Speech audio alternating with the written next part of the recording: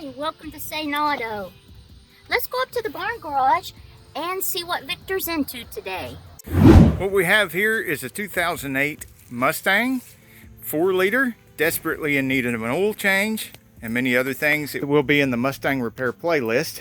Now, everything you see here that we need to do the oil change, there will be a link in the description of the video. If there is not, please let me know so I can correct that for you. First thing I want to show you is where the oil filter is. Now, you can do the same, pretty much changing the oil procedure on any of the Mustangs, but the trick is finding the oil filter. Let's see if we can get you down here where you can see it. There it is. It's not nearly as bad as what it looks. Now, I'm under the driver's side with the camera pointed at the passenger side, and you see the drain plug right here. Pull the camera way back here underneath the transmission so you can get a good look at the filter. See, there is actually quite a bit of room here, and it helps that the car has sat here overnight. You know, usually in the garage these come in and they're blazing hot, and you've got to reach up in here in the blazing hot, so you better have some good gloves, because you're inevitably going to touch this exhaust or this catalytic converter, which catalytic converters are even hotter than the rest of the exhaust. Okay, so I've got my fancy new tool here. I've been using this one frequently lately. It seems to do a lot better than a lot of my older tools that I use for oil filters. You notice it's on there crooked to be able to fit in here, and I can't do that with my other wrenches.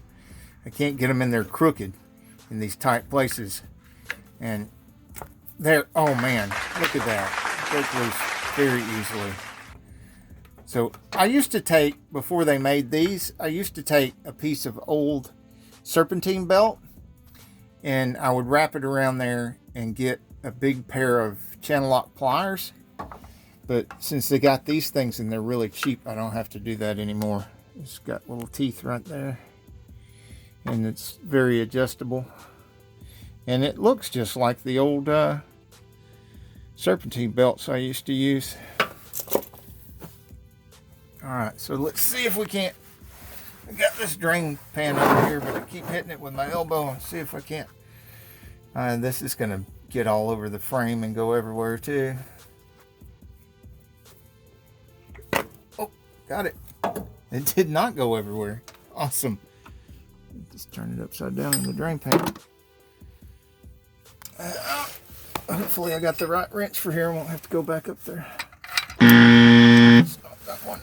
Okay. One of the things I like about Ford is the way they put the filter. It's usually pointed down like that, and it gives you the ability to take some oil and pour it in the filter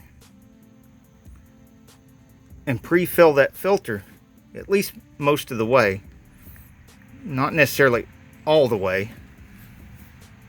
You leave a little room so you can move it around without stuff going everywhere. And take one of your clean fingers and rub some oil on that gasket right there, that O-ring. And don't forget to check your old filter if you haven't already. Just climb under here and make sure that old O-ring, old O-ring is on there.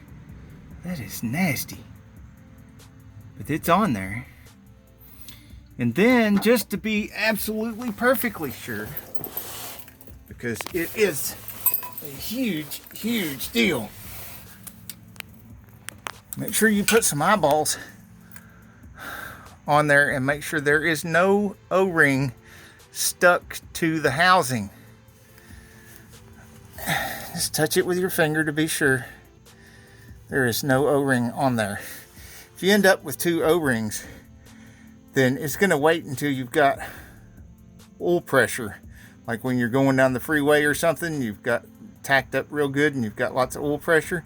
And that's when the second O-ring will blow out, and then all your oil goes out quickly. Now, you do not use the wrench to tighten this up. You just tighten it by hand. Now, this drain plug is a 13 millimeter. I'll let you know so you don't have to go out from under the car twice like I did. Now look what I'm doing with the wrenches.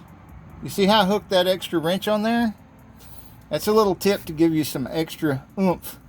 And you're taking that, oh yeah, taking that drain plug out. got lots more leverage that way.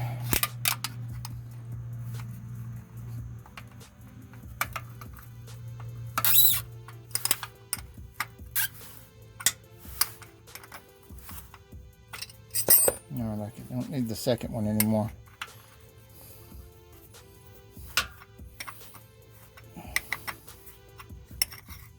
There's enough room down here. I probably could have brought the little Ryobi cordless and just zip that thing right out of there. Or I could have brought my gear wrench, ratchet wrenches, and just ratchet wrenched that thing right out of there real fast.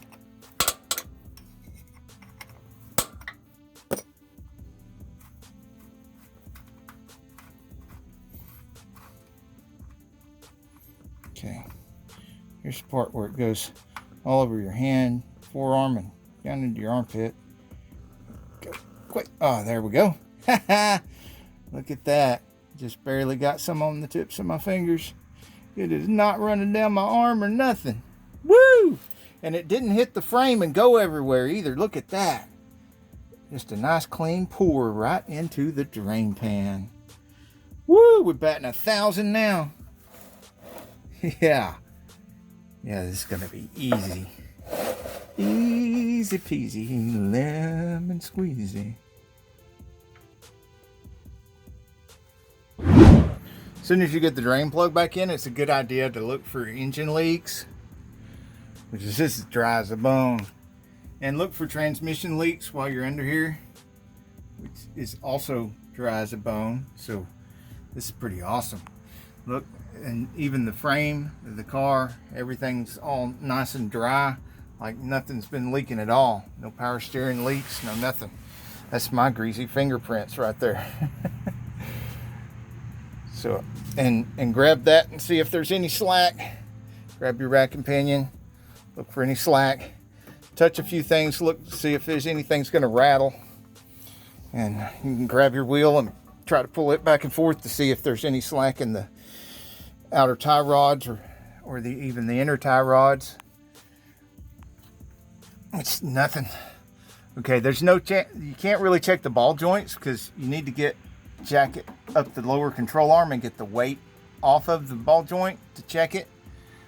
Now on the cap of most of these cars, it lets you know that it's a 5W30. And I like to use a full synthetic because a synthetic blend, you never know just how much synthetic is in there. And we're just going to pour the whole thing in here because we know it's a 5-quart capacity. And this is a 5-quart container, and some of it we put in the filter already so that the engine doesn't have to sit there and run dry filling up the filter.